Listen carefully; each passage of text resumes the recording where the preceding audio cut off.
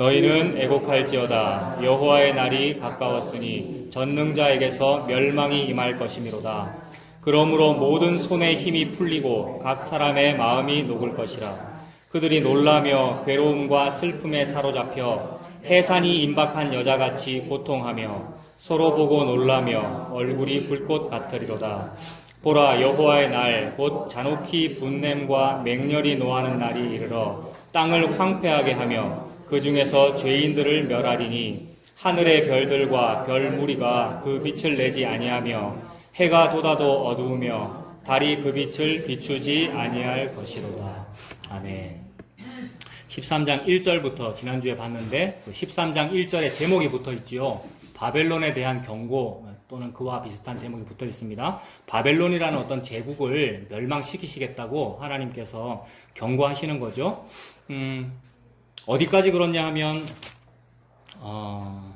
13장이 끝까지 그렇네요. 그죠? 13장 22절까지가 전부 바벨론에 대한 경고입니다. 너희 멸망할 거다라는 얘기죠. 오늘은 6절부터 16절까지를 오늘 본문으로 잡았는데 13장 6절을 보아도 6절만 읽어보아도 너희는 애곡할지어다. 여호와의 날이 가까웠으니 전능자에게서 멸망이 임할 것이미로다 라고 했지 않습니까?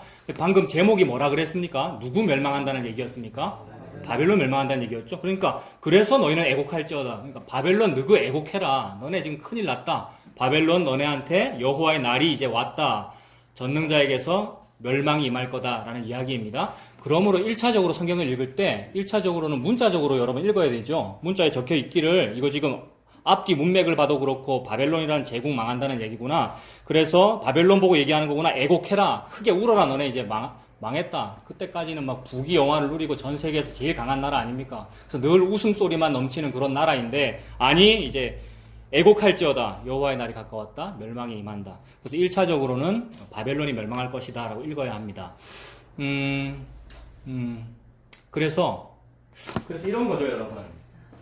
하나님 나라가 유다 아닙니까? 가나안 땅 여기에 정착해서 살았고 여기가 약속의 땅이었고 유다에서 살았고 그래서 이제 유다라고 불렀고 이 나라가 하나님 앞에 범죄하여서 바벨론으로 포로 잡혀가는 거잖아요. 이 먼 길을 이 강을 따라서 티그리스 유프라테스 강을 따라서 여기까지 갔단 말입니다. 그래서 그들의 노래들을 보면 우리가 바벨론 강가에서 포로 잡혀 있을 때 그거 옛날에 팝송도 있었잖아요. 아시죠? By the rivers on Babylon 그거. 그게 이제 시편에 있는 가사인데 그걸 가지고 그 보니엠인가 그 그룹이 자기들이 흑인이기 때문에 그 신앙의 노래를 부른 게 아니고 자기들이 흑인이기 때문에 백인한테 늘 핍박받았는데 그것을 이렇게 비꼬아가지고 시편을 가지고 감히 하나님 말씀을 차용해가지고 팝송을 만든 건데 어쨌든 그 원래의 가사는 시편입니다. 유대인이 바벨론 강가에 포로 잡혀가지고 강가에 버드나무 무슨 나무가지에다가 기타를 수금을 걸어놨는데 예? 오늘 여러분들이 저보고 기타 쳐보라 그랬잖아요 좀 전에.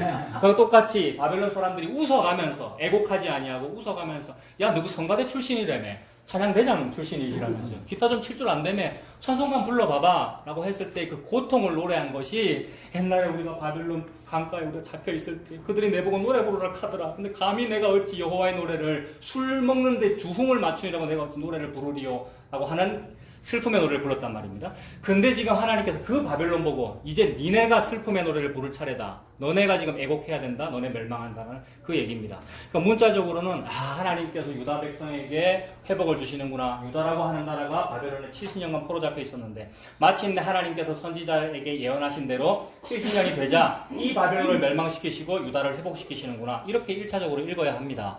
그래서 그렇게 우리의 인생사에도 적용할 수가 있지요. 때가 있구나. 희노애락이라는 것이 있고 이 또한 지나가는구나. 이렇게 적용할 수 있습니다. 그래서 성경은 아닙니다만 유대인의 전설인가 탈무드인가 뭐 이런 데 보면 다윗 왕이 자기 아들 솔로몬에게 왕위를 물려줄 때 무슨 반지를 끼워줬다고 하는데 그 반지에 뭐라고 적혀 있었다 그러죠? 이 또한 지나가리라.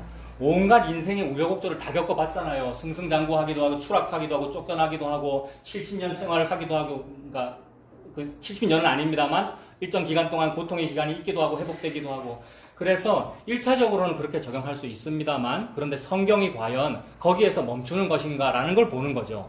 성경이 여러분 7.8개 하는 겁니다. 고통의 기간이 좀 있지만 그 병 나을 수도 있고 혹 못 낫는다 하여도 하나님께서 다른 방법으로 어떤 회복을 주실 거예요 라는 그런 식으로 우리 일상생활에 적용을 하면 그런 거는 무슨 좋은 책에도 나오는 얘기고요. 그죠? 도덕 윤리 책에도 나오는 얘기고, 어떤 백화점의 문화센터에서 하는 인생 강좌에서도 다 그런 얘기 하잖아요. 좀 인생 경험이 많은 어떤 스승님께서 오셔서 여러분 많이 힘드시죠? 그러나 때가 되면 다 풀리는 수도 있고 그런 거예요. 라는 희망을 주는 얘기는 이 세상에서도 다 하는 얘기더라는 거죠.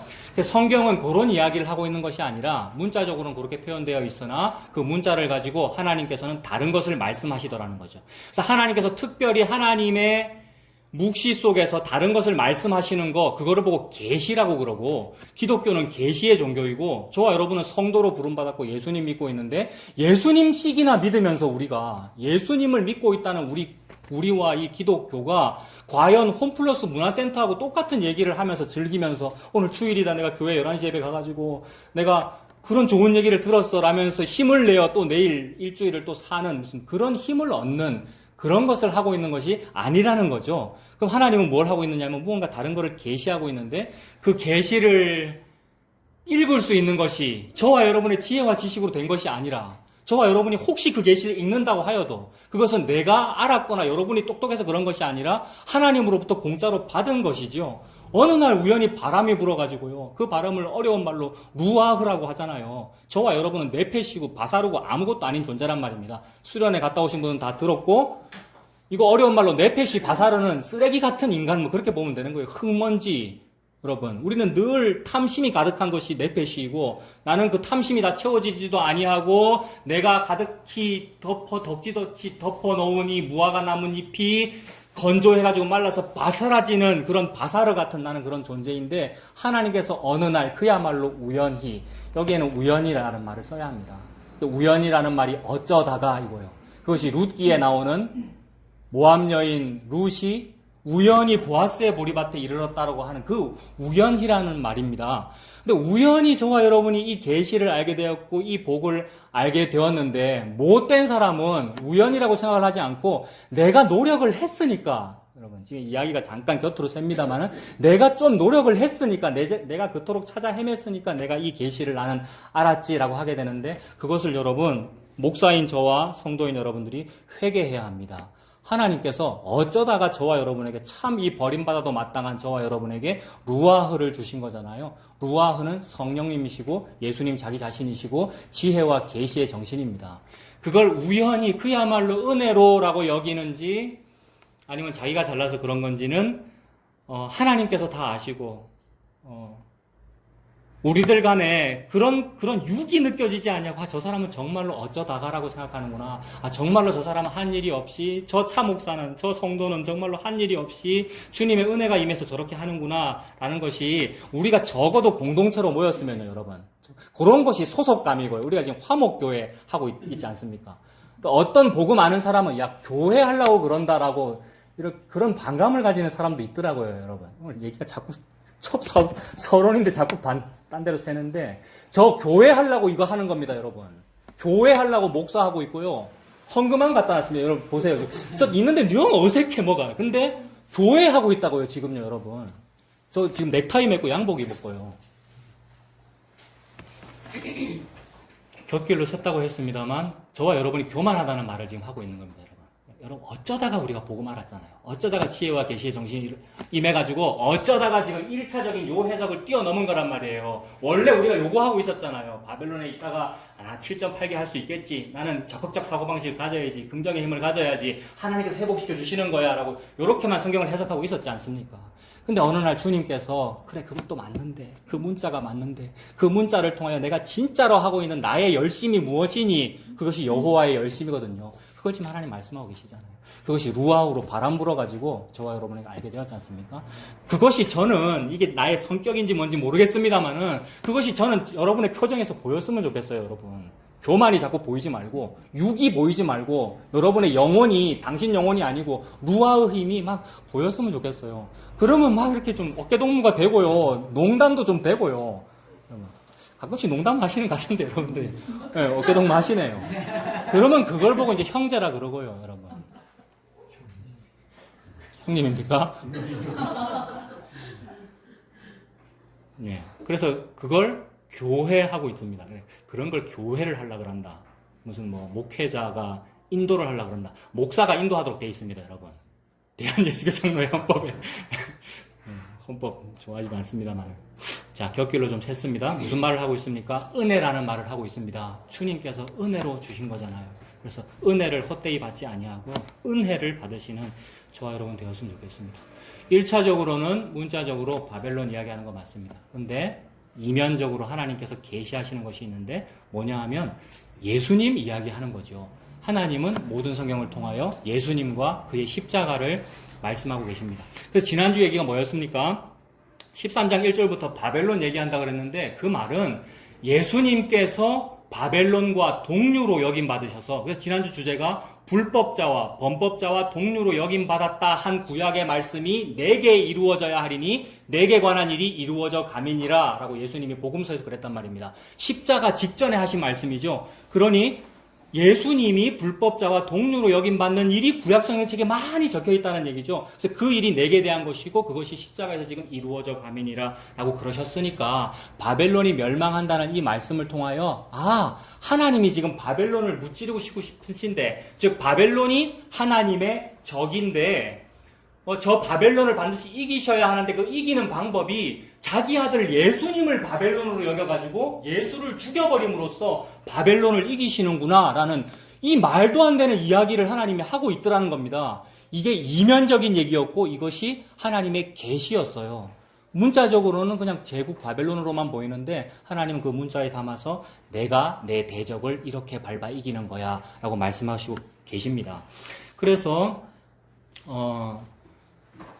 예수님으로 읽으면, 이걸 그냥 바벨론으로 읽지 아니하고 23장을 예수님으로 읽으면 예수님이 바벨론, 다른 말로 하면 사탄과, 예수님이 여러분 사탄과 마귀와 동류로 여김받으셔서 죽으심으로, 자기가 다른 말로 여호와께서 사탄의 머리를 밟아 이기시는 날, 그게 뭐겠습니까?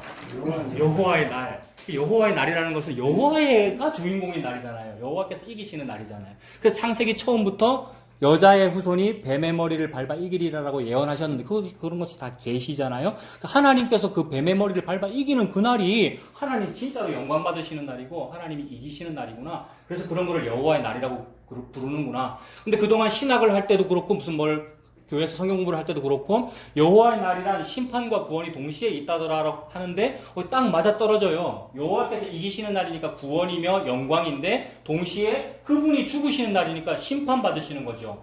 그래서 심판과 구원이 동시에 있다. 멸망과 구원이 동시에 있다. 이렇게도 표현이 되는 거죠. 그래서 이 여호와의 날이라는 것은 예수님이 사탄으로 여김받으셔서 죽으심으로써 사탄을 죽이고 예수님은 부활하신, 그래서 사탄을 밟아 이긴 그 날이다라고 이렇게 표현되는데, 그렇다면 그 사탄은 뭘까? 그 마귀는 뭔가? 하나님이 지금 사탄을 밟아 이기는 날이 여호와의 날이잖아요. 사탄이 뭔가 그걸 한번 잠깐 보겠습니다. 사탄, 마귀 이러면 한마디로 죄를 의미하죠, 여러분. 죄악, 그다음에 교만한 거, 자기를 하나님으로 여기는 거, 하나님이 아닌데 하나님으로 여기는 거, 또는 하나님보다 더 높아지고 싶은 거. 그래서 사탄이 에덴 동산에서 하와를 유혹할 때에도 처음부터 거짓말 하잖아요. 그래서 뭐라고 거짓말합니까? 여호와 하나님이 참으로 너보고 동산 모든 나무의 실과를 먹지 말라고 하더냐? 이거 질문 자체가 거짓말로 지금 하고 있는 거지 않습니까? 그랬더니 모든 걸 먹지 말라고는 안 했고, 뭐라고 대답합니까, 여러분? 모든 걸 다 먹지 말라고는 안 했고, 선악을 알게 하는 나무의 열매는 먹지 말라고 했는데, 먹지도 말고 만지지도 말라고 그랬다라고 또 과장되게 이렇게 대답하죠. 거짓된 질문이 거짓된 대답으로 나오고, 점점 거짓이 커지네요. 그러니까 사탄 자체가 거짓말이고, 처음부터 거짓말이고, 교만이고, 그리고 또 한마디 더 한 것이, 아니야, 이거 먹으면 네가 하나님같이 되는 걸 하나님 싫어하니까, 지만 하나님 하려고, 너희가 하나님같이 되는 걸 싫어해서 그렇게 한 거야. 너도 하나님처럼 되어라. 사탄이 이미 하나님처럼 된 존재이고, 우리도 그렇게 유혹하는 거죠. 우리가 하나님보다 더 높다, 또는 하나님처럼 되어라. 그것이 교만이고 거만이고 불순종이고 하나님을 대적한 겁니다. 그래서 여러분, 이거는 생각을 하면 할수록 막 이렇게 복잡해지던데, 시공간이라는 게 존재하지 않습니까? 하나님께서 시공간을 만드셨는데, 시공간 속에서 우리가 생각을 하면, 어떤 사건이 있으면 그 전에는 뭐가 있었고 그 이후에는 뭐가 있다라고 이렇게 표현을 할 수가 있잖아요. 그래서 시공간이 있기 때문에 전이라는 것이 있고 후가 있고 막 이렇단 말입니다. 그래서 사탄이 있었으니까 사탄이 속였으니까 거짓말이 점점 커졌고 그것 때문에 죄를 지었고 그 죄 때문에 살인을 했고 이렇게 인과관계가 성립하는데 그 시공간 바깥에서는 뭐가 전이고 뭐가 후인지 표현을 못하지 않습니까? 표현을 못하는데 그거를 자꾸 생각을 하려니까 머리가 복잡하더라고요. 이 시공간 바깥은 영원이란 말이에요. 그 영원은 전후 관계라는 것이 없고 앞뒤가 없지 않습니까? 그래서 태초가 언젠지, 그 근본이 뭐며 상고가 뭐며 시작이 뭐며 끝이 뭔지 모르는 상태, 그게 영원인데 그 영원을 생각하면서 우리가 하나님은 의고 하나님은 선이시다라고 생각하는데 그러면 악은 왜 있지? 요게 해결이 안 된단 말이에요. 제가 하나님은 의고 선인데 영원 속에서 하나님은 의고 선인데 왜 죄가 있고 왜 악이 있지? 라고 막 궁금해하는 것이 내가 영원을 이해하지 못하기 때문입니다, 여러분. 영원 자체를 내가 담을 수가 없기 때문에 왜 의가 있고 선이 있는데 거기에 왜 죄가 있고 악이 있나? 그러니까 왜 있는지는 저 모르겠어요, 여러분. 혹시 이거 왜 있는지를 설명할 수 있는 분은 저한테 좀 목사 답답해 죽겠으니까 이 목사를 좀 가르쳐 주십시오, 여러분. 시공간 안에서는 알겠어요. 시공간 안에서 누가 꼬셨어요, 여러분. 시공간 안에서 누가 꼬셨고 우리는 꼬임에 넘어가기에 딱 좋게 우리가 만들어졌고요, 우리가. 넘어가서 그래서 인과관계가 성립해서 이렇게 죄 지었고 그래서 살인자들도 있고 나의 안에 탐심도 있고 막 그래요. 근데 이 시공간 바깥에는 그게 왜 있는지 모르겠단 말입니다. 다만 하나님은 있다 그랬어요. 그놈이 있다. 그래서 그놈이 있다 그러셨으니까 그렇네요. 영원 속에서. 그래서 그냥 저의 말로 정리하면은 하나님이 의이고 선이신데 그 의의 반대국부가 있는 거죠. 의의 반대가 영원 속에서 죄고요. 의의 반대가 죄고 선의 반대가 악이고요. 그 죄와 악이 있네요. 그 죄, 악이 이미 묵시 속에서 있구나. 그냥 요렇게만 저는 정리했습니다, 여러분. 요거 설명이 가능하신 분 저한테 설명해 달라 했습니다, 여러분. 네, 죄와 악이 있다. 게다가 하나님이 그 죄악을 미워하신다. 이거는 확실하죠, 여러분. 그래서 이거 데카르트적으로 생각하면, 데카르트라는 철학자가 있었거든요. 데카르트적으로 생각하면 하나님이 죄악을 미워하신다는 건 확실하죠. 맞습니까? 그렇다면 죄악은 있네. 이렇게 보면 됩니까? 생각 안 하셔요. 나는 생각한다. 고로 나는 존재한다. 이거 데카르트가 한 말이잖아요. 그러니까 내가 지금 생각을 하고 있네요. 그죠? 그러니까 내가 존재하는지 안 하는지 어떻게 알아요, 여러분? 존재하셔요, 지금? 거기 존재하셔요? 어떻게 알아요? 물리적으로 존재한다는데 물리학을 어떻게 믿어요? 근데 나는 내가 여기 존재하나? 내가 생각하니까 내가 지금 존재하나 안 하나? 내가 생각을 하고 있네? 그럼 생각을 하고 있으니까 존재는 하네. 이렇게 될 거란 말입니다. 여러분, 이걸 이성이라고 그래요. 그런 식으로 데카르트적으로 생각하면 하나님이 죄악이라는 것을 미워하고 있다는 것은 확실하네, 느껴지네. 하나님 죄악을 미워하네. 그럼 죄악이 있네. 이제 이렇게 본 겁니다, 여러분. 예. 권사님 그 생각 안 하신다는데 나중에 한번 얘기해 주세요. 예. 그렇다면 죄와 악이 있어요. 그럼 그 죄와 악은 하나님의 대적자예요. 하나님께서 여호와의 전쟁을 하고 계신다 그랬고 여호와의 일을 하고 계시고 뭔가 여호와의 열심으로 무언가 일을 하고 계시는데 평생 나는 선악과를 먹고 나니까 그 여호와의 열심이 나하고 관련 있는 것 같았고 나의 구원이거나 내가 잘 되는 거거나 내 교회가 잘 되는 거거나 무슨 우리 집안 내 아들 딸 이런 것으로 하나님 열심히 요구하고 계시죠라고 해석하고 싶었는데 이 나하고는 전혀 관계없이 하나님이 무언가 하나님의 일을 하고 계시더라는 거예요. 그렇다면 그 일은 하나님께서 그 죄악을 멸하시는 일을 하시더라는 겁니다. 하나님의 대적자를 멸하여 이기시는 일. 그래서 하나님의 그 대적자를 멸하여 이기는 날이 여호와의 날이겠구나라고 논리적으로 아까 그 이성적으로는 그렇게 되더라는 겁니다. 그래서 말씀에서 찾아보는 거죠. 사탄이 뭔가를 이제 먼저 보면 요한복음 8장 44절 찾읍시다. 요한복음 8장 44절.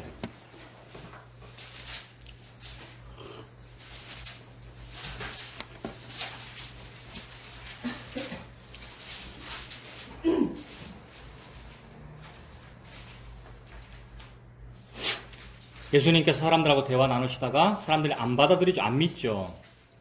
왜 그러냐 하면 사탄의 꼬임에 빠졌고 이미 사탄이 되었기 때문이죠. 사람이 마귀나 마찬가지죠. 그래서 말씀하십니다. 8장 44절에 너희는 너희 아비 마귀에게서 났으니 너희 아비의 욕심대로 너희도 행하고자 하느니라. 그는 처음부터 살인한 자요. 처음부터 살인한 자라는 요 표현 그냥 막 읽고 넘기고 이랬는데, 아, 처음부터 살인했다? 아, 묵시 속에서 아예 처음부터 그런 놈이구나. 왜 그러는지 인과관계를 내가 설명 못한단 말입니다. 나는 시공간에 있기 때문에. 근데 아, 원래 그렇구나. 원래 하나님의 대적자구나. 처음부터 살인한 자다. 대적자다. 진리가 그 속에 없다. 아, 하나님이 진리구나. 그러면 진리 반대구나. 그게 비진리고 진리가 없는 상태고. 여러분, 진리가 그 속에 없으므로 진리에 서지 못하고 거짓을 말할 때마다 제 것으로 말하나니. 자기 거를 가지고 자기 지식과 자기 지혜를 가지고 이렇게 좋은 얘기 저렇게 좋은 얘기 여러 가지 얘기들을 합니다만은 그게 목사일 때가 많았고요, 여러분. 목사가 말을 해야 되니까 그런 여러 가지 자기 지식과 자기 말을 가지고 말할 때가 많았고요. 그것이 다 어디서 왔느냐면 요놈한테서 왔네요. 마귀가 지 안에 진리가 없으니까 자기 걸 막 짜내고 만들어가지고 제 것으로 막 말하는데 그것이 거짓말이었다는 거죠. 비진리고요. 진리에 서지 못하고 거짓을 말할 때마다 자기 것으로 말하나니 이는 그가 거짓말쟁이요 거짓의 아비가 되었습니다. 아, 사탄이 뭔가 예수님 말씀하시기를 처음부터 거짓말쟁이야, 처음부터 비진리야, 처음부터 죄악이야 이렇게 표현하셨습니다. 그리고 요한 1서 3장 8절 이것도 볼까요? 요한 1서 3장 8절 성경책 저 뒷부분에 있죠.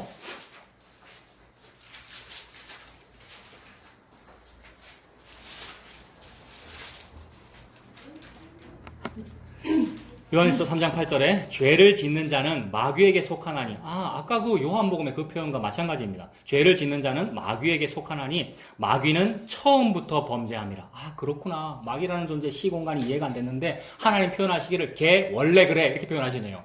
걔 처음부터 그래. 아, 그렇게 이해하면 되네요. 처음부터 범죄함이라.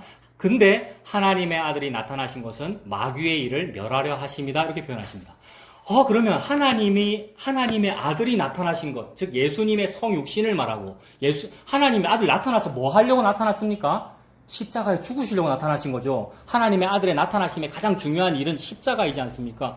그러면 예수님과 그의 십자가는 다른 일을 하고 있는 것이 아니라 마귀의 일을 멸하려 하심이구나. 나는 내 중심으로 생각했는데 예수님께서 이 땅에 오심으로써 우리 인류에게 평화가 이루어졌어요. 그래서 그 평화라고 하는 것은 나의 부귀영화를 말해요. 라고 이런 식으로 나는 해석을 해왔는데 그것이 아니고 하나님 아들이 나타나신 것은 마귀의 일을 멸하려 하심이다. 이렇게 표현하십니다.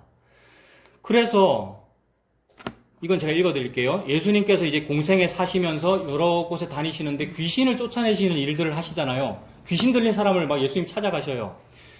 그때 귀신이 막 예수님한테 말을 하죠. 뭐라 그러냐면 이제 마가복음 1장 24절 같은 거 보면 나사렛 예수여, 당신이 우리와 무슨 상관이 있나이까? 왜 나를 간섭하려고 그럽니까? 라고 하면서 하는 말이 우리를 멸하려 왔나이까? 이러죠. 우리를 멸하러 왔나이까? 사탄이 느끼는 거죠. 그죠? 사탄이 지가 이미 알아요. 왜냐하면 지는 하나님의 대적자거든. 하나님은 지금 지를 죽이는 전쟁을 하고 계시거든요. 그래서 언젠가 죽을 거라는 걸 느끼기는 느끼는데 뭐를 시도하는 겁니까? 이기려고 시도하는 거죠. 여호와를. 그래서 7을 이기려고 6을 하는 거잖아요. 근데 7 되려고. 내가 6인데 나 6 아니야. 나 한 번 더 하면 내 7을 할 수 있어. 그래서 3, 3번 하듯이 6, 3번을 한단 말입니다. 나는 이길 수 있어. 그리고 분명히 6인데 겉으로 볼 땐 7로 보이고요. 그래서 금송아지로 보이고 예수로 보이고 그러는 거죠.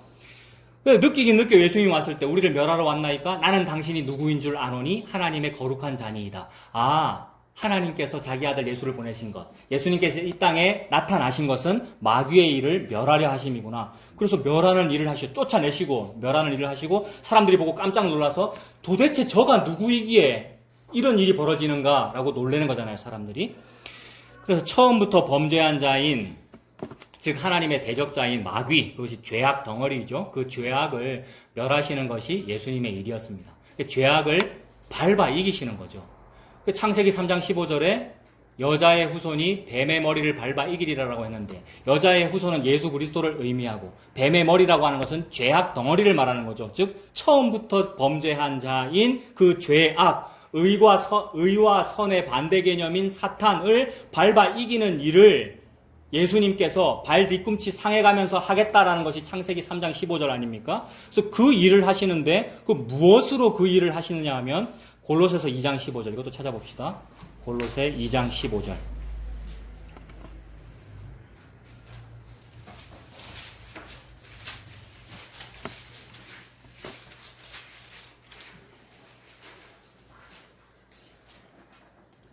골로새서 2장 15절.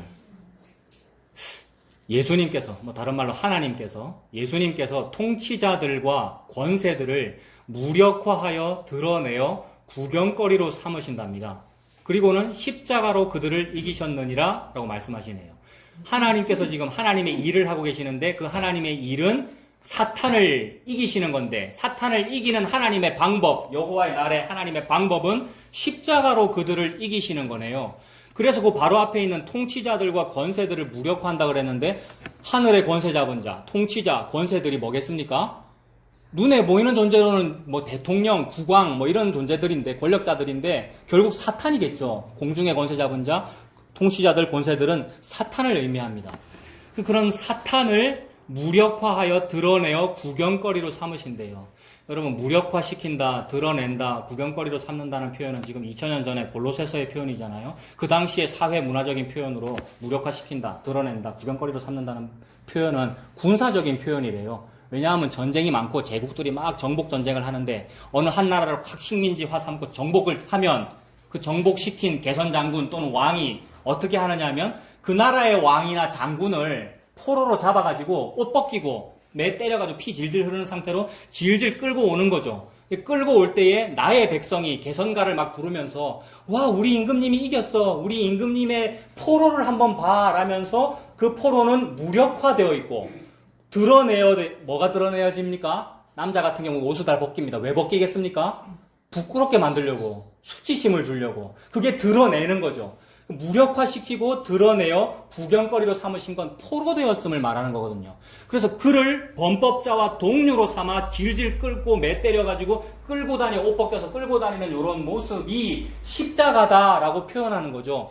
그 당시에 로마의 장군들이 식민지 건설하면서 많은 포로들을 그렇게 대우했단 말입니다. 그래서 그런 식으로 어떤 전쟁이 있는데 개선 장군이 또는 왕께서 전쟁에서 이기셔서 그 적군을 무력화하여 드러내러 구경거리로 삼으시는 일이 십자가다라고 지금 말씀하시는 거예요. 그런데 십자가로 그들을 이기셨느니라 라고 했는데 말씀을 읽어보니 정작 그 십자가에 달린 분은 누구인 겁니까? 예수님이 그렇게 달린 거죠. 무력화되고 드러내고 구경거리가 된 분이 예수님이잖아요, 여러분. 그 힘이 세신 분이, 바람과 바다도 잔잔하게 하시는 그분이 십자가에서 아무 힘도 없고요, 여러분. 너무나 미약하고 무력하게 당장 십자가에서 내려올 수 있음에도 불구하고 못 뽑아버리고 이러면은 와, 강하다라고 사람들이 좋아할 텐데 그런 모습은 전혀 없이 무력하고 드러내요. 예수님 옷 하나도 안 입었죠, 여러분. 군병들이 속옷까지 다 벗겨버렸고요. 드러내었다, 수치가 드러났다는 말이고 구경거리로 삼았죠. 사람들이 저게 메시아란다, 여러분. 저게 메시아란다. 너도 구원 못하면서 무슨 우리를 구원한다고 그러냐. 구경거리. 예수님 이야기네요, 결국. 그런데 그것이 통치자들과 권세들을 무력화시킨 거래요. 이게 하나님의 신비고요. 우리말로는 이해되지 아니하며 사탄도 이해하지 못하는 일이었단 말입니다. 사탄이 이걸 이해했다면 예수님을 십자가에 못 박거나 예수님을 무력화시키거나 예수님을 드러내거나 구경거리로 삼지 않았을 텐데, 사탄이 더 막 예수님을 더 다르게 했을 텐데. 근데 그걸 몰랐기에 아까 사탄이 뭐 하고 있었다 그랬습니까? 사탄은 끝까지 경계하고 내를 멸하러 왔습니까? 내가 니를 멸할 건데 라고 하면서 하나님과 전쟁을 하고 있는 거잖아요. 그래서 사탄이 하나님과 전쟁에서 이기려고 예수님을 십자가에 달아 죽인 거란 말입니다. 근데 그 일이 자기가 죽는 일이었네요. 그래서 하나님은 지금 요 일을 하고 있는 겁니다. 이걸 보고 비밀이라 그러고 신비라 그러고요.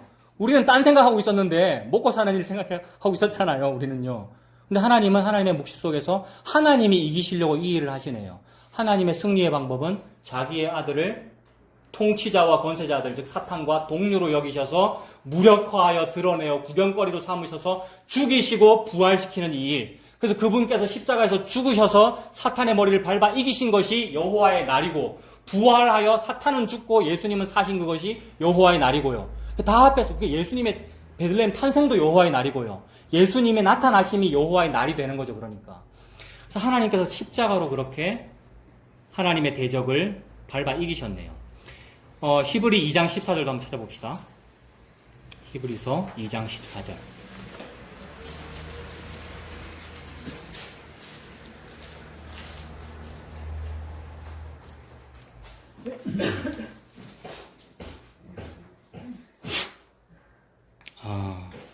그래서 하나님께서 이 여호와의 전쟁을 수행하고 계시는데, 그런데 그 안에 이상하게도 창조라고 하는 것을 하셨고, 물론 창조는 이 여호와의 전쟁 때문에 하셨겠지요. 승리하시려고. 근데 그 창조라는 것이 있고, 그 창조 안에 저와 여러분도 만들어졌습니다. 사람이 존재해요. 그 사람을 가지고 무언가 일을 수행하시는데, 그것은 그 사람 잘 되고 말고라든지 그 사람의 구원이라든지 뭐 이런 내중심적인 것이 아니고 하나님 중심적인 무엇일 거란 말입니다.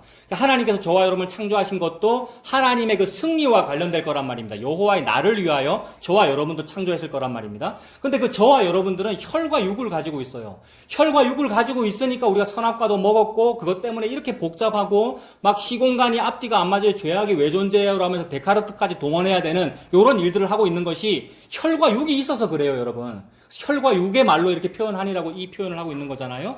히브리 2장 14절이 자녀들은, 즉 저와 여러분들은, 성도들은 혈과 육에 속하였음에 그도 또한 같은 모양으로, 예수님은 혈과 육에 속한 분이 아니시고 영원의 존재이시며 묵시의 존재이신데, 하나님께서 창조하시고 우리를 혈과 육으로 만드셔서 그분이 그도 또한 같은 모양으로랍니다. 같은 모양으로가 지난주 설교하고 어떻게 연결되는 거예요? 범법자와 동류로 여김 받아, 그죠? 우리가 혈과 육을 속했고 우리가 사탄과 한 몸이 되었으니 우리가 범법자 아닙니까? 근데 예수님 그런 분이 아닌데 죄를 알지도 못하시는 분이고 하나님의 영광의 본체이신데 그분이 우리와 같은 모양으로, 이게 베들레헴 탄생이죠. 그러려고 동정녀 마리아에게서 나셨고요. 이걸 성육신이라고 하고요. 그래서 같은 모양으로 혈과 육을 함께 지니심은 왜 그랬습니까? 함께 지니신 이유는 죽음을 통하여 죽음의 세력을 잡은 자 곧 마귀를 멸하시려고 그런 거네요. 차경민이 니를 구원하거나 너한테 복을 주거나 이런 것은 그 모든 일이 복이고요. 하나님께서 마귀를 멸하신 것이 나에게 복이 되는데, 그거는 내가 내중심적으로 해석한 것이고, 하나님께서 하시는 일은 마귀를 멸하시려고 그런 거네요. 근데 마귀를 멸하시는데 그것이 마귀가 이해할 수 있는 그런 방법이 아니었고, 마귀도 모르는 방법이었다. 그게 뭐냐 하면 죽음으로 죽음을 이기는 거였네요, 여러분.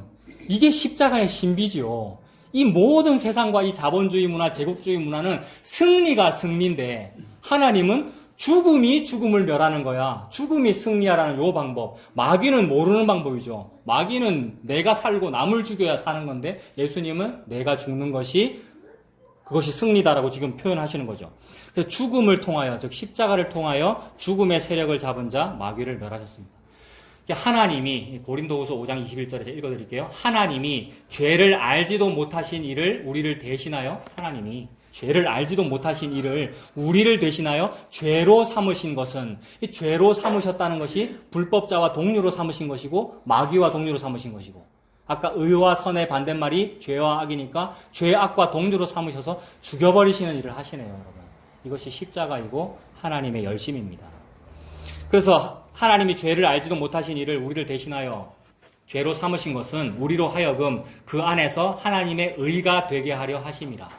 그러면 의가 아닌 우리들을 하나님이 원래 이루고 싶은 그 의와 선을 이루기 위하여 창조도 있고 아담 하와도 있고 그의 후손인 우리들도 있어서 우리들은 죄와 악으로 살고 있는데, 근데 하나님께서 마귀도 모르는 하나님의 모략으로 밟아 이기셔서 의를 드러내시네요. 나는 의가 아닌데.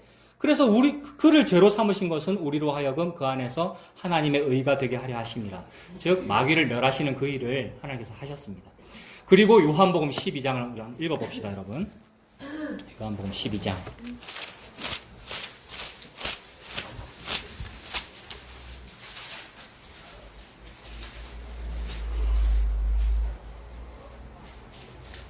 요한복음 12장 23절부터요.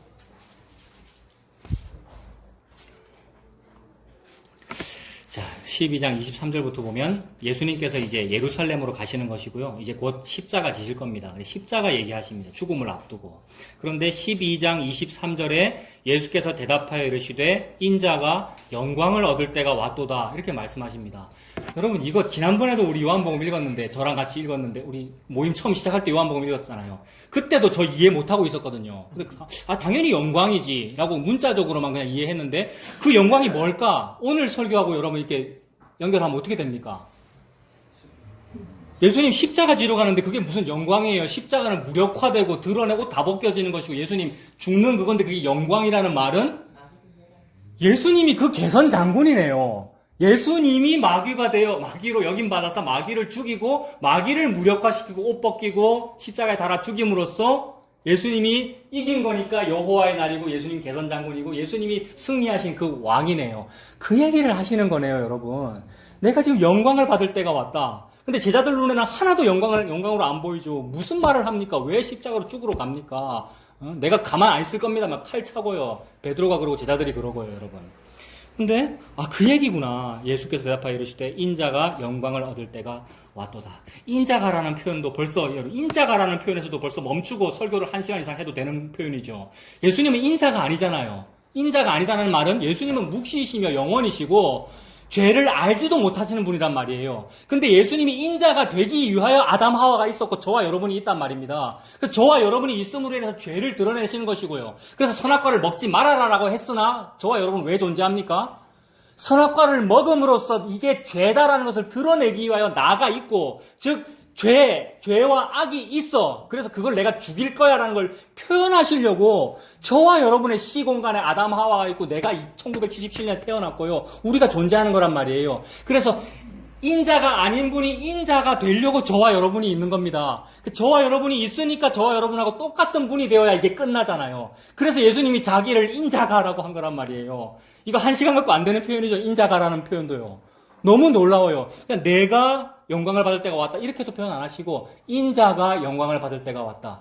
그래서 죄를 알지도 못하시는 분이 죄가 되기 위하여 예수님이 인자, 사람 같으신 분 또는 사람의 아들, 인자라는 표현이 예수님은 사람이 아니신데 그래서 예수님이 죄가 되었다라는 표현이 인자인데 예수님이 죄 덩어리가 되었다라는 이 표현이 영광을 받으신 겁니다, 여러분. 왜냐하면 사탄을 밟아 이긴 거니까요.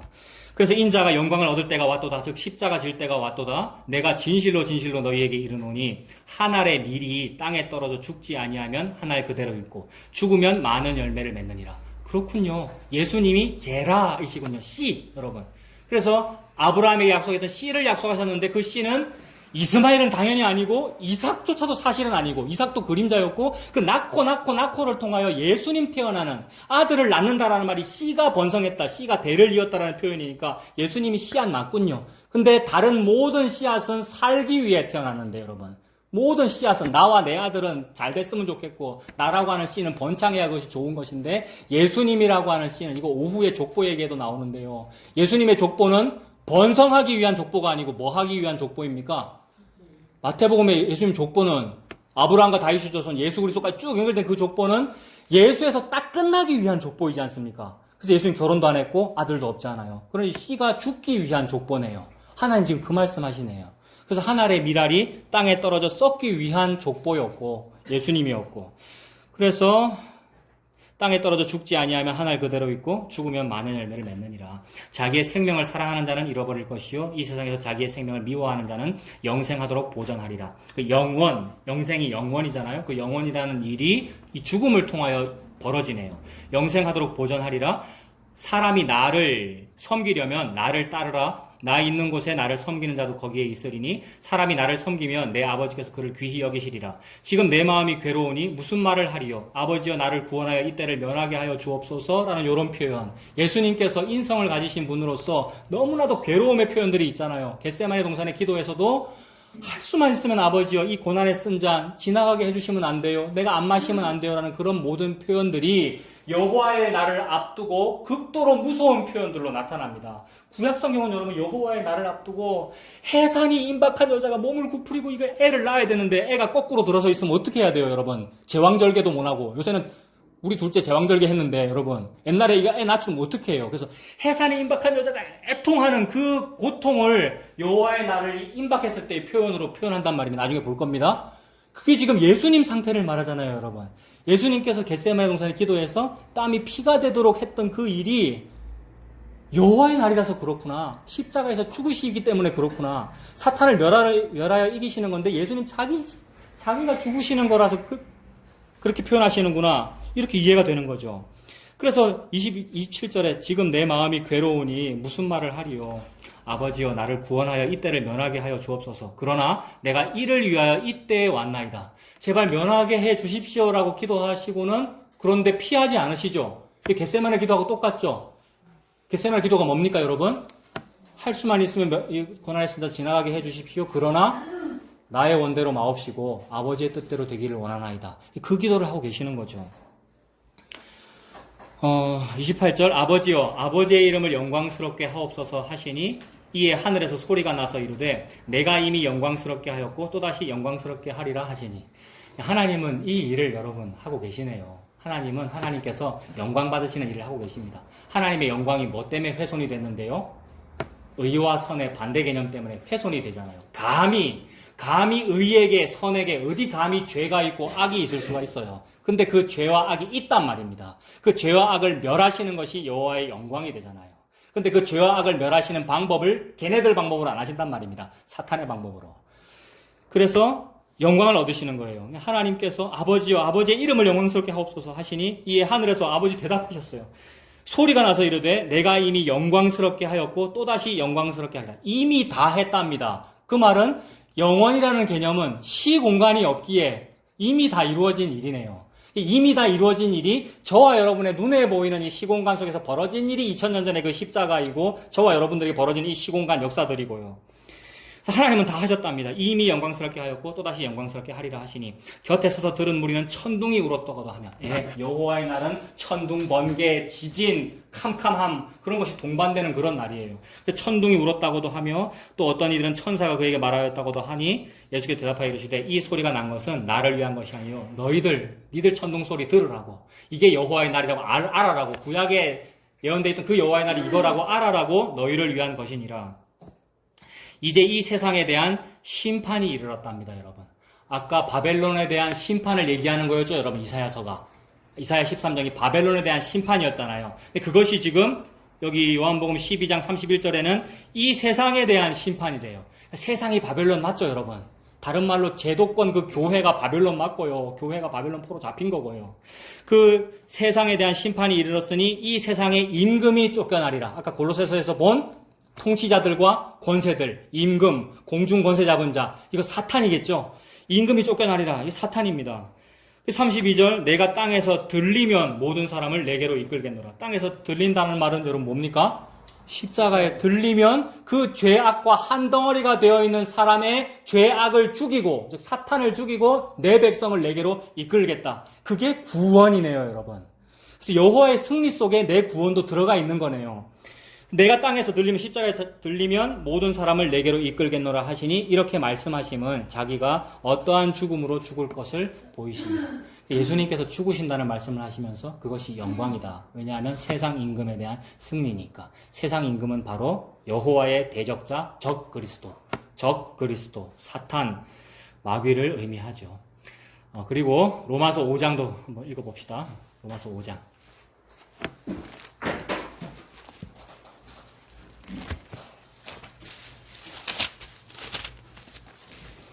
로마서 5장 12절부터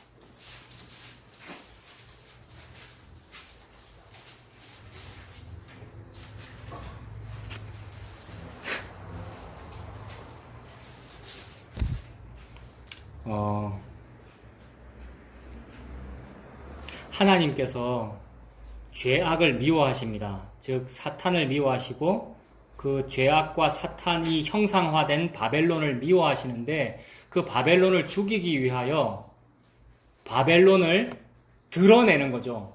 가라앉아 있을 때 죽이지 아니하시고 드러나게 하셔서 죽이는 일을 하시더란 말입니다. 그래서 죄악을 드러나게 하시고 죄로 더욱 죄되게 하시고 죄가 더 많아지게 우리가 볼 때 숫자적으로 죄가 더 많아지게 하는 어떤 일을 하셔서 그 죄를 죽이시더란 말입니다. 이것이 여호와의 전쟁이고 하나님 이기시는 것이고 그날이 여호와의 날이거든요. 그래서 하나님께서 죄를 드러내게 하는 일을 하시려고 뭘 했느냐면 로마서 5장 12절에 그러므로 한 사람으로 말미암아 죄가 세상에 들어왔다라는 요 일을 지금 하나님께서 하고 계시는 거예요.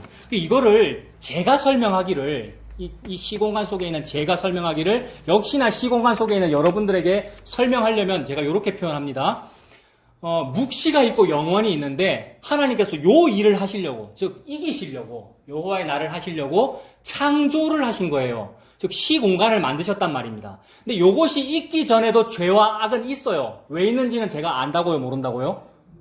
여러분, 우리가 몰라요, 여러분. 근데 이때요, 하나님께서 미워하신대요. 그러면 그의 백성된 자는 어찌해야 됩니까, 여러분? 미워하시는 것이 맞습니다. 이래야 되는데 우리는 어쨌습니까? 그걸 왜 미워하는데요? 그게 왜 죄인데요? 이랬어요, 우리는 여러분. 그러니까 회개하십시오, 저를 포함하여. 근데 죄악이 있고 하나님 그거 미워하셔요. 그래서 미워하셔서 그 일을 이루시려고, 죽이시려고 창조를 하셨어요. 그러고는 사람을 만드셨어요. 한 사람을 만드셨는데, 물론 그에게는 문자적으로, 그에게 문자로 명령을 주셨다라는 말은 나중에 무엇으로 표현되느냐 하면 율법으로 표현됩니다.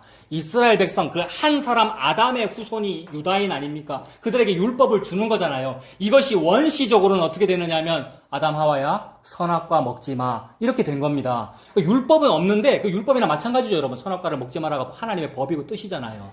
그걸 왜 했느냐 하면 사탄 죽이려고 했다 이 말입니다, 여러분. 사탄 원래부터 거짓말쟁이며 처음부터 죄악인 그 죄를 시공간에 드러내어 죽이려고. 그래서 창조를 했어요. 그래서 시공간이 있어요. 그 시공간 속에 한 사람을 만들었고 그가 아담이죠, 여러분. 그 아담을 만들었고 아담으로 말미암아 죄가 세상에 들어왔습니다. 아담이 뭐 했는데요? 아담 하와, 즉 내가 선악과 먹었잖아요.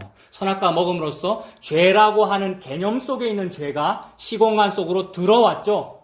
그래서 선악과를 먹지 마라라는 말이 없을 때는 죄를 죄인 줄로 몰랐는데, 여러분, 죄가 있어도 죄는 분명히 있어요, 묵시 속에. 근데 죄가 죄인지도 몰랐는데 선악과를 먹지 마라라는 말씀 덕분에 내가 선악과를 먹음으로써 나 죄 지었네, 어머 내가 부끄럽네, 무화과로 가려야 되네 라고 하더라는 겁니다. 죄가 시공간 속에 드러난 거죠. 그래서 영혼 속에서 죄가 세상으로 들어왔다 이렇게 보면 됩니다. 들어오고라는 표현이. 들어오고 죄로 말미암아 사망도 들어왔어요. 그러니까 죄의 삭은 사망이니까 죄 때문에 죽어요. 그죠? 이 시공간 속에 다 죽어요. 죄 때문에 죽어요. 사망이 들어왔나니 이와 같이 모든 사람이 죄를 지었으므로 사망이 모든 사람에게 이르렀느니라. 아, 한 사람으로 말미암아 2019년에 사는 나도 죽는구나. 그러니까 내가 그 한 사람 아담이구나. 내가 선악과 먹은 거 맞구나. 모든 사람이 죄를 지었고 모든 사람에게 지금 죄가 사망이 드러났습니다. 13절에 보면 죄가 율법이 있기 전에도 세상에 있었으나 율법이 없었을 때에는 죄를 죄로 여기지 아니하였느니라. 여러분 요거 맞죠? 율법이라는 것은 모세 시대 때 주어졌는데 모세 이전에는 율법이 없었잖아요. 모세 이전에는 율법이 없으니까 그때도 사람들은 죄를 짓고 살았으나 죄를 죄인 줄로 모르고 살았단 말이에요. 근데 그것을 좀 더 앞으로 가가지고 우리 시공간에서 좀 더 앞으로 가서 원시적으로 보면 선악과를 먹지 말아라고 하기 전에는 그때도 죄는 죄고 그때도 처음부터 거짓말하는 자는 거짓말하고 처음부터 죄악인데 죄를 죄로 여기지 못하니까 논리적으로 처벌할 수도 없고 하나님이 사탄이 이게 뭐 죄인데요? 라고 교만하게 거만 떨 수 있단 말입니다. 이것이 여호와께서 전쟁을 준비하시는 거예요. 저게 감히 내한테 거만을 떨어? 그래서 천지의 주제이신 분과 같아지거나 더 높아지려고 하는 요 시도를 밟아 이기시는 것이 여호와의 전쟁이란 말이에요. 그래서 여호와의 전쟁을 하시려고 선악과 먹지 마라고 그러셨어요. 그리고 그것을 성문화하여 율법 주신 거예요, 여러분. 모세를 통하여. 그래서 율법이 있기 전에도 죄는 있었으나 죄를 죄인 줄로 알지도 못하고 떵떵거리고 죄 짓고 사탄이 그러고 있었습니다마는 14절 그러나 아담으로부터 모세까지 아담의 범죄와 같은 죄를 짓지 아니한 자들까지도 사망이 왕노릇하였나니 아담은 오실 자의 모형이다. 그래서 예수님이라고 하는 분을 주시려고 미리, 여러분 우리 시공간 표현으로 미리지 하나님은 원래 예수님이 먼저 있습니다마는 미리 아담이라는 것을 주셨고 그래서 오실 자의 예표로 아담이 있는 것이니까 아담과 같은 모양으로 누가 오겠습니까? 예수님이 오는 거네요. 그래서 아담과 같은 모양으로 우리와 똑같이 혈과 육을 가지시고 즉 범법자와 동류로 여김 바다가 예수님인 거죠. 예수님은 이 땅에 오신 것은 즉 시공간이 있고 창조가 되었고 아담이 있었고 그 아담의 예표였던 그 본체였던 예수님이 오신 것은 하나님께서 이 죄악을 밟아 이기시는 전쟁을 승리하시려고 이 모든 일이 펼쳐진 거죠. 15절에 그 예수님이 오신 그것이 바로 선물이었습니다. 이것이 승리였고 복이었어요. 내가 내 복으로 성경을 해석했었는데 하나님께서 이기신 그 일이 나에게 복이었다고요. 이 피조물에게. 그래서 그것이 선물이고 은사입니다. 15절에 이 은사는 여러분 예수님이 오신 이 은사는 선물이잖아요, 여러분. 이 선물은 그 범죄와 같지 아니하니 곧 한 사람의 범죄를 인하여 많은 사람이 죽었은즉 더욱 한 사람의 은혜와 또한 한 사람 예수 그리스도의 은혜로 말미암은 선물은 많은 사람에게 넘쳤느니라. 옛날하고 똑같이 아담 한 사람 때문에 다 죽었는데 예수 한 사람 때문에 다 살았다. 옛날하고 똑같은 형식으로 벌어지더라. 16절 또 이 선물은 범죄한 한 사람으로 말미암은 것과 같지 아니하니 심판은 한 사람으로 말미암아 정죄에 이르렀으나 은사는 많은 범죄로 말미암아 의롭다 하심의 이름이니라. 아, 이상해요. 범죄가 많아지는데 그것이 의롭다 하심을 이룬대요. 이 말은 하나님께서 그렇게 하시려고 의도했다는 말이죠. 이거 아까 얘기하고 똑같은 거예요. 죄악이라는 것이 묵시 속에 있는데 그것이 율법이 주어지기 전에는 죄를 죄인 줄도 모르고 막 지 마음대로 죄 짓고 살았단 말이에요. 근데 그것을 죄라고 드러내기 위하여 명령을 주시고 선악과를 주시고 명령을 주시고 율법을 주심으로써 죄가 더욱 죄되지 않습니까? 그러니까 죄가 더욱 죄된다는 말은 죄가 많아진다는 말이거든요. 그 죄가 많아지는 그 일을 통해서 예수님께서 죄를 밟아 이기시니 그게 여기 보면 뭐예요? 그게 은혜잖아요. 그래서 범죄가 많으면 은혜가 더 많다. 그게 의롭다라는 표현이 요거죠.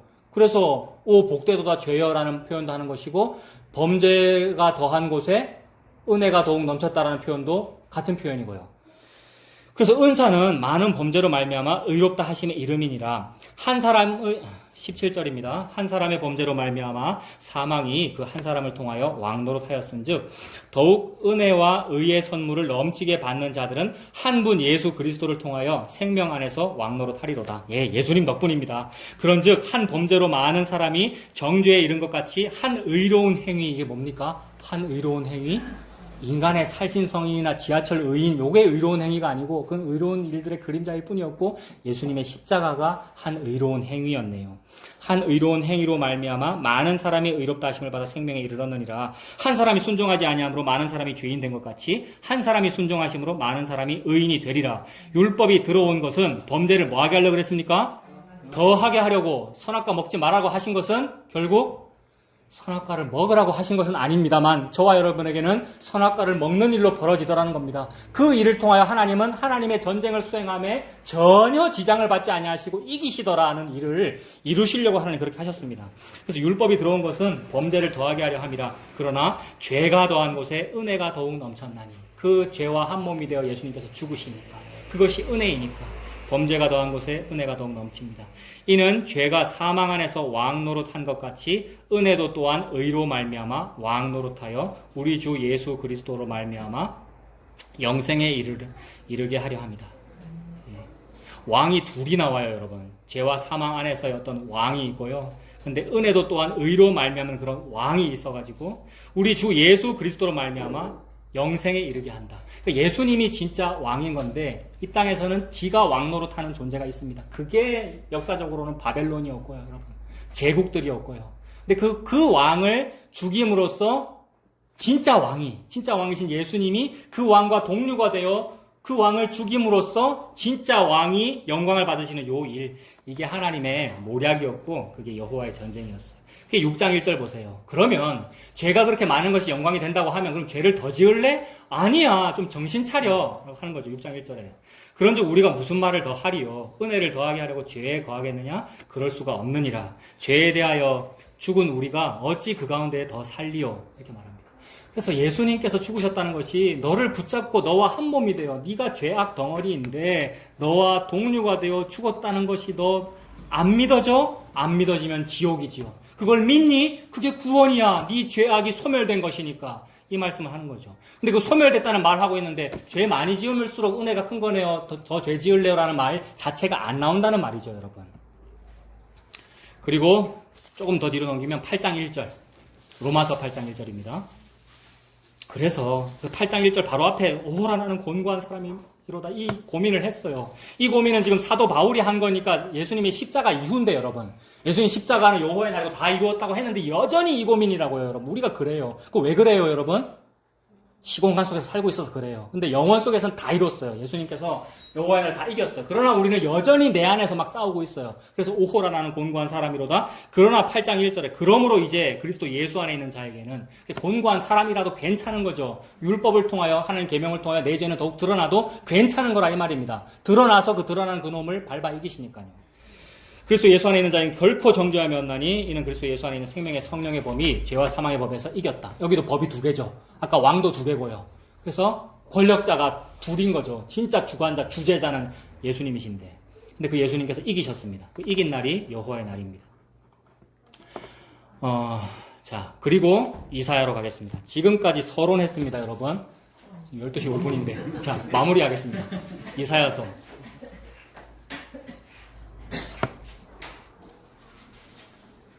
자, 13장 6절. 너희는 애곡할지어다. 예, 여호와의 날은 애곡의 날입니다. 십자가의 날이니까요. 그래서 바벨론 자기 자신도 죽는 날이니까 우는 것이 마땅하며 동시에 예수님이 죽으시는 날이잖아요. 천지의 주관자이신 그분이 죽는 날이에요. 애곡이 마땅하죠. 애곡할지어다. 여호와의 날이 가까웠으니 전능자에게서 멸망이 임할 것이미로다. 그러니 사탄을 멸망시키시는 건데 마치 예수님께서 멸망당하시는 듯. 즉 예수님께서 은부에 내려가실 정도로 예수님 죽으셨잖아요. 아버지여, 나의 아버지여, 어찌하여 나를 버리시나니까. 그래서 마치 죽음이죠. 그것이 멸망이고요. 멸망이 임할 것이미로다. 그러므로 모든 손에 힘이 풀리고 각 사람의 마음이 녹을 것이다. 여러분 손에 힘이 탁 풀리고 맥이 풀리고 맥도 못 추고 그다음에 각 사람의 마음이 녹는다.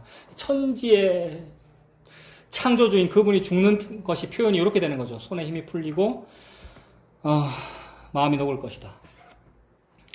8절도 그들이 놀라며 괴로움과 슬픔에 사로잡혀 해산이 임박한 여자같이 고통하며 서로 보고 놀라며 얼굴이 불꽃 같으리로다. 해산이 임박한 여자같이 고통한대요. 해산이 임박한 여자같이 고통하는, 여러분들 아이 낳아보셨으니까 아실 것이고, 저도 상상이 되네요, 여러분. 얼마나 극심한 고통일까요? 근데 이런 표현을 하는데, 이거 지금 바벨론한테 하는 말이니까, 바벨론 너가 이제 다 죽었어, 각오해. 해산이 임박한 여자같이 너 고통스러울 거야. 라고 하는데, 요 똑같은 표현이, 조금 뒤로 넘기면, 이사야 21장 3절도 한번 보세요. 이사야 21장 3절. 21장 자체가 제목이 뭡니까, 여러분? 네, 집사님 뭐라 되어 있어요? 상상의 고절에 관한 경우. 제가 말을 못 하겠습니다. 22장. 21장. 바벨론 멸망에 예. 21장이요. 21장. 바벨론 멸망 똑같죠, 그죠? 21장도. 똑같은 바벨론 멸망에 대한 얘기인데 21장 3절에 이러므로 나의 요통이 심하여 해산이 임박한 여인의 고통 같은 고통이 나를 엄습하였으므로 내가 괴로워서 듣지 못하며 놀라서 보지 못하도다라고 말합니다. 여기서 나가 누굽니까, 여러분? 당연히 이사야서의 저자인 이사야이며 이사야는 동시에 예수 그리스도 영이 임한 사람이잖아요. 예수님의 독백으로 봐도 된단 말이에요. 지금 바벨론 멸망에 대한 얘기를 하고 있는데 내가 지금 해산에 임박한 여자같이 요통이 심하고 내 너무 고통스럽다는 요 표현. 이게 예수님의 겟세마네 기도잖아요, 여러분. 그러니까 예수님이죠, 그러니까. 해산에 임박한 고통을 당하는 그 사람은 예수님인 거죠, 그러니까. 바벨론이 죽음과 동시에 예수님의 죽음을 지금 말씀합니다. 다시 13장요. 이사야 13장. 8절에 해산이 임박한 여자같이 고통스럽다. 결국 예수님 이야기입니다. 9절 보라 여호와의 날 곧 잔혹히 분냄과 맹렬히 노하는 날이 이르러 땅을 황폐하게 하며 그 중에서 죄인들을 멸하리니. 땅을 황폐하게 하는 그 멸망이 임하고 종말이 임하고 죄인들을 멸한다. 즉 죄악을 멸한다. 그것이 바벨론이고 그것이 적 그리스도 하나님의 적대자이죠. 그들을 멸하리니. 10절 하늘의 별들과 별무리가 그 빛을 내지 아니하며 해가 더 어두우며 달이 그 빛을 비추지 아니할 것이로다. 하늘의 별과 달과 해가 빛을 잃는다. 이거 어디에서 여러분 보였습니까? 예수님께서 십자가 달려 죽으실 때 그 해도 빛을 잃고 결국 십자가 이야기죠. 그 날이 여호와의 날이었습니다. 예수님께서 죽으심으로써 대적자를 이기셨습니다. 방금 여러분 말씀하신 그 부분 그냥 읽어드릴게요. 마태복음 24장에 보면 그 날 환난 후에 즉시 해가 어두워지며 달이 빛을 내지 아니하며 별들이 하늘에서 떨어지며 하늘의 권능들이 흔들리리라. 이거 예수님께서 종말을 말씀하신 건데 앞으로 장차 올 종말, 그러면 그게 재림일 수도 있고 어떤 지구 멸망일 수도 있고 그것으로 우리는 문자적으로 해석됩니다만은 결국 하나님이 말씀하시는 종말이라는 것은 우리가 상상하는 미래에 다가올 그 종말을 말씀하시는 것이 아니라 미래에 다가올 종말이 무슨 여러분 지진 기근이 일어나면 무슨 원자력 발전소가 터진들 아무리 큰일이 있어 본들 그것이 하나님의 아들이 죽은 것보다 그게 더 큰일이겠습니까? 라는 요 말입니다. 하나님이 종말을 자꾸 말씀하시는데 자기 아들 죽은 거 말고 다른 것이 종말이 있어봤자 그게 뭐라고 앞으로 종말이 있을 거야 라고 뭐라고 그것을 하나님 관심 가져가면서 계시를 하겠냐 말입니다. 하나님 그런 거 계시 안 해요. 그거 누구만 관심 있는 거냐 하면 내가 이 땅에서 잘 먹고 잘 살고 싶으니까 어떻게 하면 좀 미래를 준비해볼까? 종말의 날짜가 언제일까? 요런 거를 알고 싶은 사람에게만 그것이 관심이 있는 것이지 하나님은 그거 관심 없단 말입니다. 왜냐하면 하나님은 시공간에 관련이 없는 분이라서 시작과 끝에 관련이 없는 분이라서 언제 끝나는 건지 이것이 하나님 관심 없단 말이에요. 그냥 하나님만 알고 계셔요. 그래서 너희가 알 바 아니요 아버지께만 속했다고 그러시잖아요. 근데 우리가 그걸 자꾸 알고 싶으니까 요게 종말일 거야. 장차 종말의 날에 즉시 해가 어두워질 거야 라고 상상을 하는 거죠.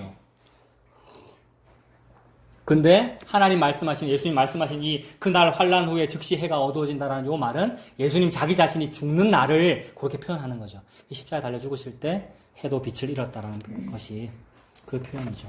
누가복음 23장에도 똑같은 표현이 나오고 계시록 6장에도 보면 해가 검은 털로 짠 상복같이 검어지고 와 여러분 옛날에 이런 거 읽을 때는 무서웠어요. 앞으로 옛날에 이거 뭐 마태복음 24장에 해가 어두워진다 그것이 로마 장군 타이투스라는 장군이 AD 70년경에 예루살렘을 멸망시키고 막 불을 피우고 모든 것이 다 타니까 불의 연기가 태양을 가려가지고 깜깜해진다라고 이렇게 봤고 그 일이 앞으로도 벌어질 거다. 그래서 앞으로 3차 세계대전이 일어날 수도 있고 우리 집에서 가까운 딱 빤히 보이는 고리 원자력 발전소 터지면 우리 다 이거 다 녹아내리겠네 다 죽겠네 이런 거 상상했는데 그래 본들 그게 뭔 상관이냐 이 말입니다. 여러분 이미 다 끝났는데 그걸 얘기하는 게 아니고 여러분 이 종말과 해가 어두워지 큰일 난다라는 이 말은 예수님이 죽었다라는 말입니다, 여러분. 그 예수님이 죽었다라는 그 말이 그게 큰 일이야. 근데 그 큰 일, 그 엄청난 일이 너에게 재앙이 아니고 너와 딱 붙어 있는 그 죄를 드러내갖고 밟아 죽이고 니를 살린 일이야. 그러니 너에게 은혜 아니니? 라는 말을 하나님 하고 계신 겁니다. 이걸 내가 싹 다 했어. 그래서 죽고 부활했어. 내 백성아 이제는 쉬어라 라는 말씀을 하고 계시는 거죠. 부활했으니까. 내가 살았으니까. 이겼으니까. 그 말이죠. 그래서 해가 검은 털로 짠 상복같이 검어지고라는 표현은 공포의 표현이면서 동시에 와 우리 편이 이겼군요 이런 거죠. 우리 편이 이겼군요. 예수님이 이겼군요. 적군이 졌군요. 내가 저 적군이었는데 나를 예수님 편으로 저를 여기셨군요. 감사합니다 주님. 이런 또 하나의 감사 제목이 되는 거죠. 예수님 돌아가실 때도 때가 제60쯤 되어 해가 빛을 잃고 온 땅에 어둠이 임하여 제90까지 계속되며 성소의 휘장 한가운데가 찢어지더라. 휘장이 찢어졌다는 말은 커튼 찢어졌다는 말은 예수님이 찢어져 죽었다는 말이죠. 아 예수님 찢어진 것이 빛이 없어진 거구나. 해가 빛을 잃었다. 참된 빛의 본체가 나는 길이요 진리요 생명이고 내가 빛이다라고 그러셨는데 빛이 없어졌는데 저 태양이 있은들 무슨 소용이 있습니까? 그래서 예수님 죽으니까 해도 빛을 잃었다고 표현하는 거죠. 예수께서 큰 소리로 불러 이르시되 아버지 내 영혼을 아버지 손에 부탁하나이다 하고 이 말씀을 하신 후 숨지시니라. 아 예수님 죽음을 그렇게 표현하신 거구나. 그리고 다시 이사야서입니다. 이사야 13장 11절 보겠습니다. 자 그래서 11절이 이렇게 표현하시는 내가 세상의 악과 악인의 죄를 벌하고요 교만한 자의 오만을 끊으며 강포한 자의 거만을 낮출 것이다. 참으로 그래요. 악이 바로 그 사탄이고요. 그게 악인의 죄고요. 사탄은 교만합니다. 오만하고요. 강포하고 거만합니다. 내가 하나님보다 높다. 내가 하나님처럼 될 수 있다. 내가 진리를 알 수 있다. 내가 복음을 섭렵한다. 그게 하나님 된 겁니다, 여러분. 그래서 저와 여러분들은 진리에 접근하고 복음을 탐구하는 사람들이잖아요. 그런데 그렇게 하지 마시고 복음에게 섭렵을 당하십시오. 이 표현도 여러분 복음한테 맞아 죽으십시오 이 얘기입니다. 복음 때문에 죄인인 줄을 알고 내가 복음 때문에 죄인이구나. 내가 이 복음을 가지고 놀았구나. 내 따위가 목사라고 신학한다고. 그 저와 여러분 속에 탐심이 있는 거 맞아요, 여러분. 탐심 때문에 우리가 그렇게 추구를 했고요. 예수님 앞에서 회개하면 되죠. 제가 그 복음에게 사탄으로 제가 작동했군요. 그런데 내가 그 일을 함으로써 이 죄가 세상에 들어왔군요. 그래서 내가 그걸 한번 해봄으로써 내가 죄를 지었음을 알았군요. 그래서 내가 이 죄가 더욱 죄 되었군요. 라고 하여 그 예수님 십자가 붙잡고 예수님 믿는 저와 여러분 되었으면 좋겠습니다.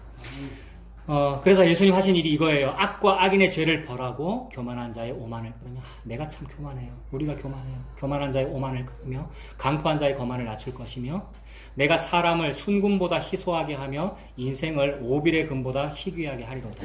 얼마나 철저하게 죽이시는지. 희소하다 너무 희귀하다는 말이죠. 오빌의 금은 너무 귀한 금을 말하는데 원래 금이라는 것이 원래 숫자가 적잖아요. 숫자가 적을수록 귀한 거잖아요. 근데 오빌의 금은 더 숫자가 작다네요. 그것처럼 멸망시킬 거다. 13절. 그러므로 남안군의 여호와가 분하여 맹렬히 노하는 날에, 여러분 이건 너무 무서운 거예요. 여호와께서 얼마나 분노하셨으면 영원과 묵시 속에서 그 분노를 다 이루시는 겁니다. 그래서 그 분노가 다 이루어지는 게 여호와의 날입니다. 그 분노를 자기 자신에게 다 쏟아버렸어요. 자기 아들에게. 그래서 해결해버렸어요. 그래서 아간이 죽어야 끝나죠. 여리고성에서. 아간이 싹 다 죽어야, 여러분, 아골골짜기에서 죽었더니 여호와의 진노가 그쳤더라 이잖아. 이거 무서운 날입니다. 그래서 십자가가 무섭습니다. 그 무서운 것을 예수님 홀로 다 감당하셨습니다. 남안군의 여호와가 분하여 맹렬히 노하는 날에 하늘을 진동시키며 땅을 흔들어 그 자리에서 떠나게 하리라. 천둥소리가 났죠. 아까 예수님 말씀에도. 이것이 종말이죠. 하늘이 두루마리처럼 말리는 것이고요. 진동시키며 땅을 흔들어 그 자리에서 떠나게 하리라. 그리고 이제 14절에 재미있는 표현이 나오는데, 14절에 그들이 쫓긴 노루나 모으는 자 없는 양같이 각기 자기 동족에게로 돌아가며 각기 본향으로 도망할 것이다. 여러분, 사람은 자기가 읽은 거대로 읽잖아요. 뭐 옛날에 읽었던 것이 자꾸 떠오르기 마련이고요. 저도 제가 읽었던 것 때문에 이 14절에 있는 각기 자기 동족에게로 각기 본향으로라는 이런 표현을 제가 어디서 읽었냐면, 여러분 혹시 생각나는 거 없으세요? 각기 성읍으로 각기 본향으로라는 이 표현, 이건 어디에 나오느냐면 열왕기상 그 22장 끝에 아합이라는 왕과 여호사밧이라는 왕, 두 왕이죠. 아까 제가 두 왕이라 그랬습니까? 아까 두 왕이 있다 그랬고 법도 두 개라 그랬죠. 두 왕이 있고 두 법이 있는데 참된 왕이 죽을 뻔하다가 이겨요. 그다음에 참된 법이 패배하는 것으로 보이는데 승리한단 말입니다. 생명의 성령의 법이. 생명의 성령의 법이, 생명과 성령이 십자가에서 죽는 것 같은데 이기잖아요. 두 왕과 두 법이 있어요. 근데 그게 열왕기상에 아합이라는 왕이 있고 여호사밧이라는 왕이 있어요. 아합이라는 왕은 북이스라엘의 왕이고 여호사밧이라는 왕은 남유다의 왕입니다. 근데 인간적으로 시공간 속에서 볼 때 둘 다 죄인이에요. 근데 하나님은 예수님의 계보를 어디로 이어가죠? 북쪽과 남쪽 중에서 남쪽으로 이어가죠. 그러므로 남쪽의 여호사밧 왕이 예수님의 예표로 작동해요. 근데 이 사람은 부족한 사람이에요. 영 우유부단하고 북쪽과 자꾸 협력을 하고 막 북이스라엘과 동맹을 맺고 자꾸 이런단 말이에요. 근데 하나님은 지금 무슨 일을 진행하느냐면 이 못된 사탄이라는 놈이 무슨 일을 하는가라는 것을 봐라는 말입니다. 아합이 사탄의 표상이죠. 사탄의 어떤 형상화란 말이에요. 이 아합이 저기 길르앗 라못이라는 도시가 있는데, 저게 원래 우리 민족의, 우리 남북이 같은 민족이잖아요. 우리 민족의 땅인데, 저 아람인이, 저 나쁜 놈이 차지했어요. 남쪽 왕 여호사밧 임금님이시여, 우리 함께 연합작전을 해서 저 길르앗 라못을 정복합시다. 라고 한 거예요. 그래서 이제 남쪽 왕 여호사밧이 또 우유부단하게, 그래, 그거 좋은 일이니까 내가 참전할게 해가지고 두 왕이 같은 전쟁에 참전한단 말입니다. 전쟁에 참전해요. 전쟁은 죽음의 자리, 그죠? 근데 이 아합 왕이 어떻게 합니까? 아합 왕이 여호사밧 임금님이시여, 이 전투에 나가는데, 저는 여호사밧 임금님은 왕이시니까 그냥 편안하게 계셔요. 제가 전투에 참전할게요.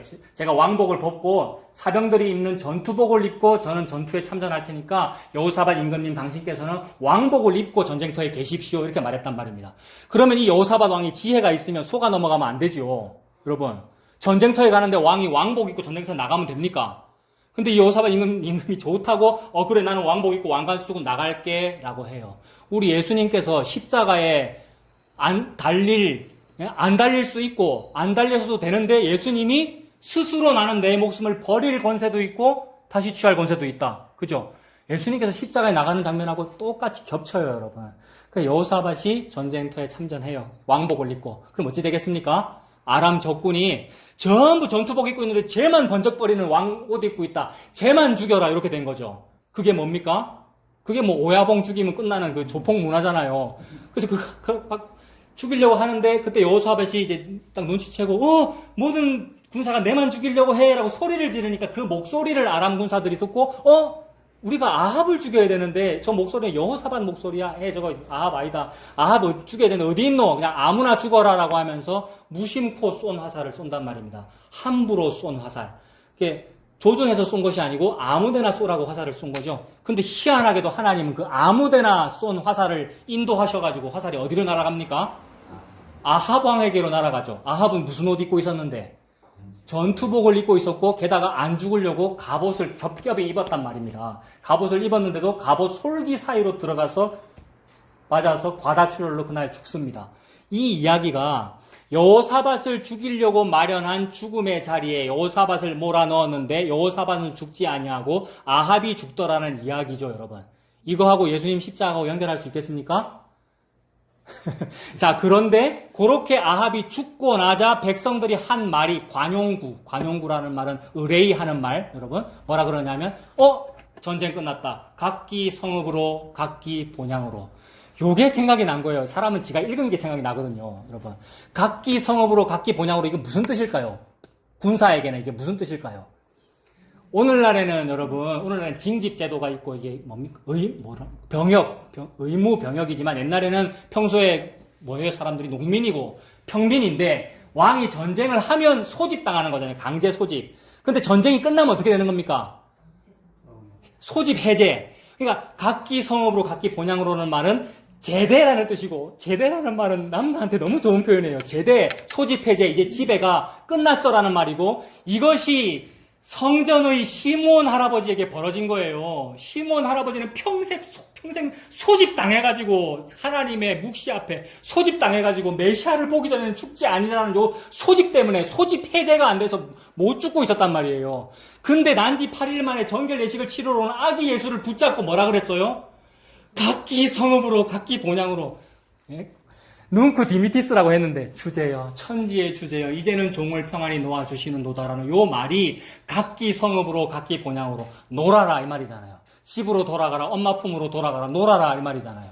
즉 여호와께서 여호와의 날에 여호와의 전쟁 다 했어. 돌아가 뭐 한다고 모여있어. 뭐 이렇게 힘들게 모여있어요. 오늘따라 설교가 이렇게 긴데 다 끝났구나. 이 평안함과 이 안식이 왔다. 그 시몬 할아버지가 그걸 알고 주제여 이제는 종을 평안히 놓아주시는도다. 그 관용구가 군사들끼리 시쳇말로 야 집에 가서 제대하자. 이렇게 각기 성읍으로 각기 본향으로 이 표현이에요.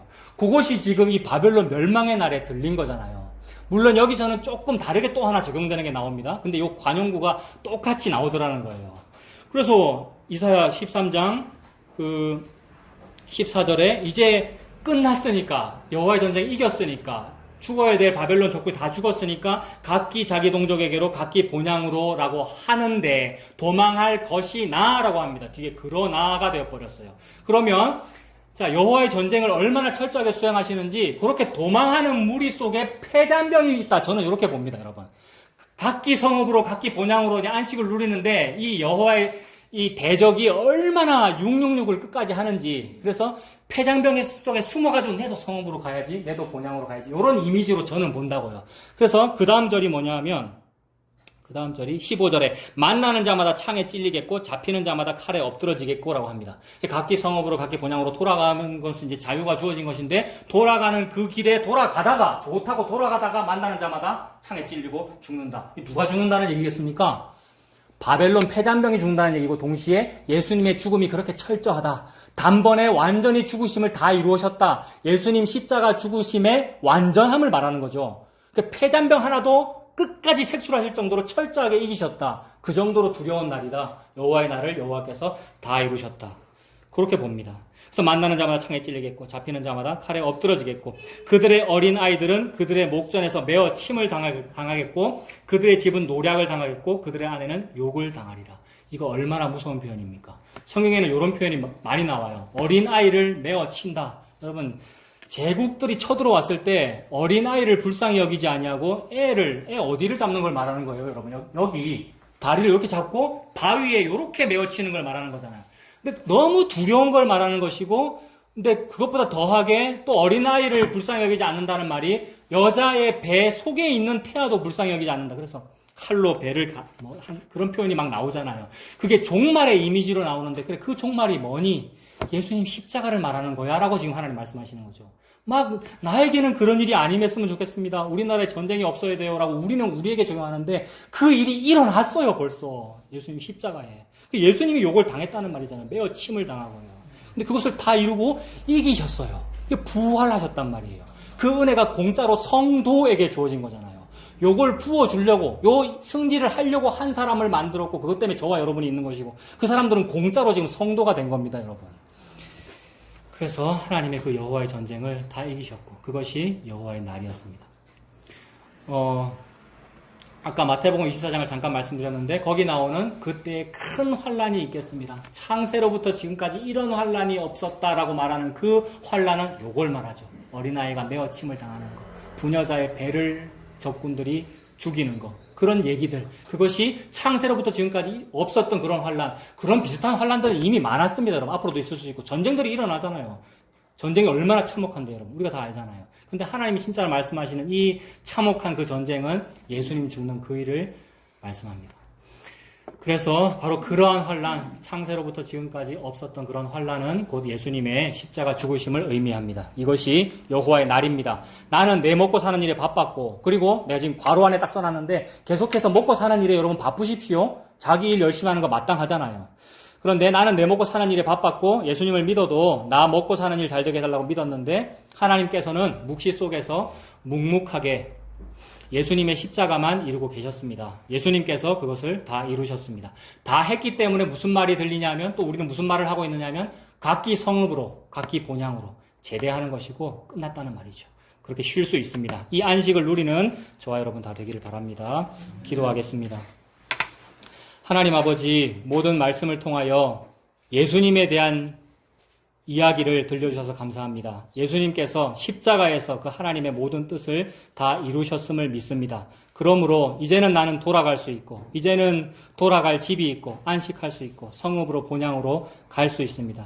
그 안식과 믿음으로 살 수 있도록 하나님 인도하여 주시옵소서. 예수님 이름으로 기도합니다. 아멘.